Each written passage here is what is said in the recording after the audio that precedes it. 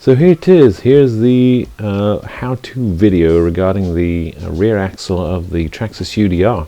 So I took the Vitavon 7075 rear axle, alloy axle, spent dozens of hours polishing it, and milled three 3.5 millimeter holes in different locations. So in the main axle part there are two locations which serve as a filler and drain plugs, which were then tapped to 4 millimeter metric thread.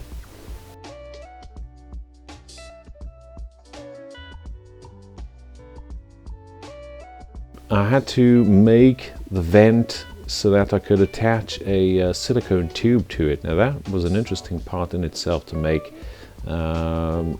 Initially I designed it out of bronze, but it turned out that it was too flimsy to press into location, so I ended up making it out of steel. But the idea with that was to have something solid enough to withstand some external forces like rocks or things like that, debris, going at it. So it had to have a very solid base, hence why I went for a sort of cone design at the base to enlarge it, to make a larger contact surface with the differential case. And I dropped that in the freezer for half an hour and pressed it into location. As you can see, the brass fitment was a prototype and didn't really work. The regular metal fitment was absolutely perfect. Now, regarding the bearings which are contained in the axle, there's no use having shielded bearings inside a location which contains oil. So I removed the shielding simply with a cutter blade from the inside out. Just pry them off, and the bearings are going to be bathing in oil anyway, so that's the best way for them to be lubricated.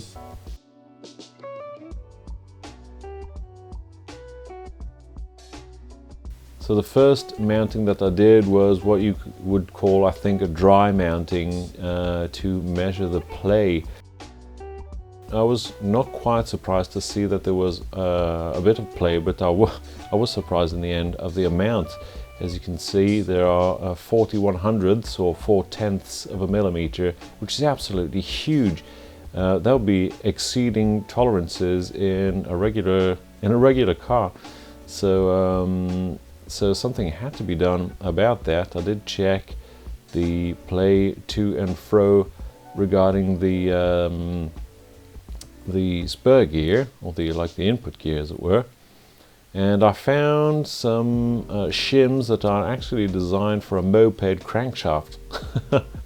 Did a bit of research for that, and they're just under 50/100ths of a millimeter, and I measured them all and sort of made a bit of a combination to find something which would allow sufficient amount of play for so the metal could expand when heated. And I managed to get the play down to, I'd say, probably 12/100ths of a millimeter, which is quite the difference, and tighter, although not that tight.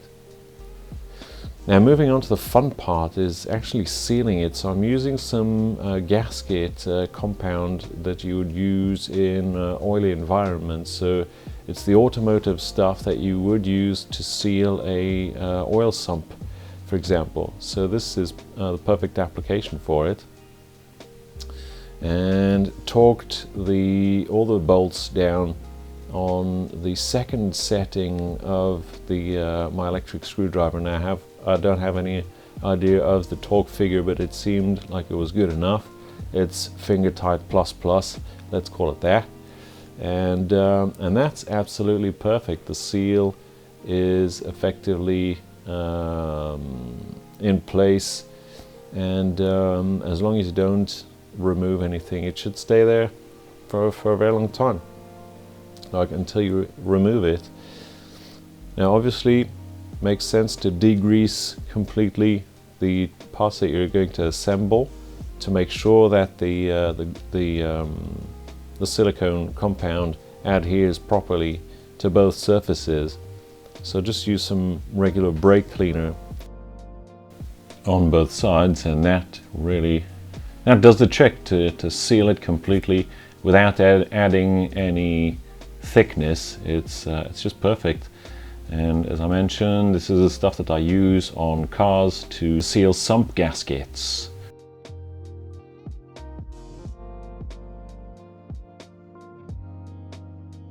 Here comes a magical part of joining them together. Highly satisfying, if I might add. Shame the camera wasn't in focus. This thing is so shiny. Crazy. Spent so much time polishing it. It's not perfect, but it looks absolutely fantastic. I'm happy with it, at least. And same thing here. Tighten all the bolts in a crisscross pattern evenly. I did those by hand. And there's the end result. All it needs now is pressing in the little vent, and we're ready to go on to the next step. That's just removing the excess to make it look fabulous. And the next step is one of the most crucial ones, which is sealing off the drive shafts. Just using some regular felt here, the type of stuff that you would place under furniture legs, basically. And I cut them out with a die. Just carefully place them onto the shaft. Now there are different dimensions on the shaft that you have to overcome.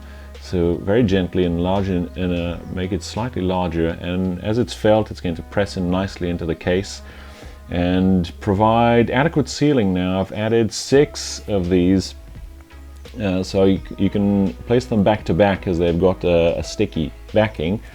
And I placed 3 pairs, so that's 6 on each side, and that should provide, actually it does provide perfect sealing while maintaining the rotational capabilities of the part. Now this was inspired by what you would find on classic cars. You'd very often find these on bearings and steering boxes and such to keep the oil contained inside, oil and grease. It has to be thick. So they sort of wick with the fluid that is contained and provide adequate sealing. And so far I have had no issues whatsoever.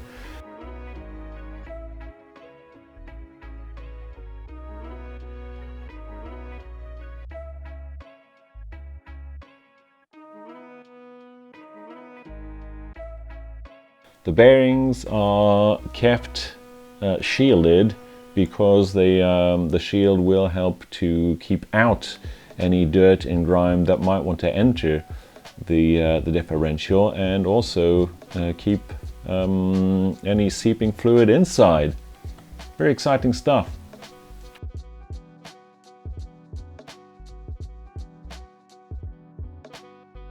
So there it is. It looks, fellas, as though we have the world's very first Traxxas UDR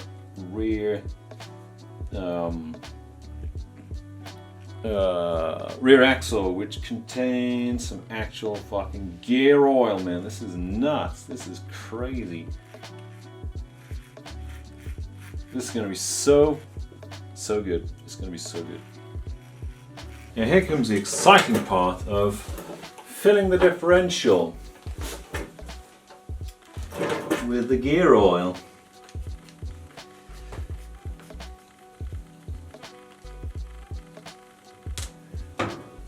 So I've placed a vent tube at the top. It runs all the way up a fair distance, so that in the event of a rollover, it's going to be fine. I'm going to use this stuff, ATF Dextron gear oil. Sorry, Castrol. It's never too late to start sponsoring.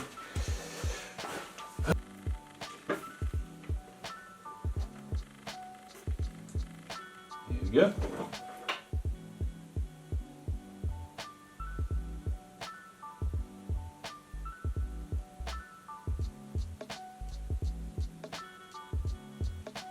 There we go. And it's overflowing. That's 15 cc of gear oil inside there. Nice, nice, nice, nice.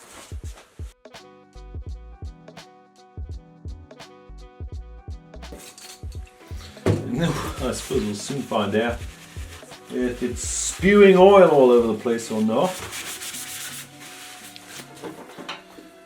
But there you go. This thing contains oil, man.